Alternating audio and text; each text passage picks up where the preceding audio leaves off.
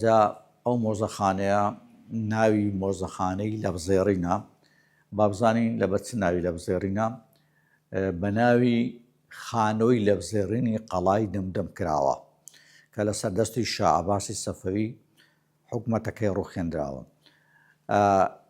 غەفوری و حەوێزیەکان ببوون و غەفوری و ساڵحیەکانی کۆیە خۆیان بەنەوەی ئەو پاشا کوردە یاخۆ خانۆی لەبزێڕین دەزانن.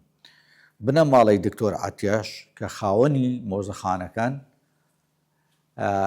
ئەوان ساڵحین، واتە خۆیان بە ڕەچەلەکی خانۆی لەبزێڕینی قەڵای دەمدەم دەزانن. جاوەکو ئەمەکداریەک بۆ خانۆی لەبزێڕین مۆزەخانەکە ناوندراوە مۆزەخانەی لەبزێڕین. ئەم مۆزەخانەکە لە ساڵی 2015 کراوەتەوە.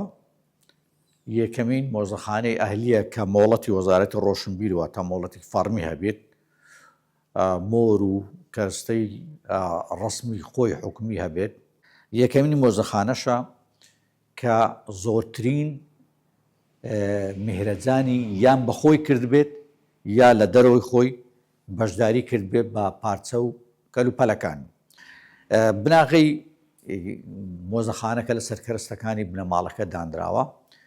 دوایی شتی تریشی تێ کەوتووە، واتە شتی تری کڕاوە، شتی تری هاتۆتە ناو.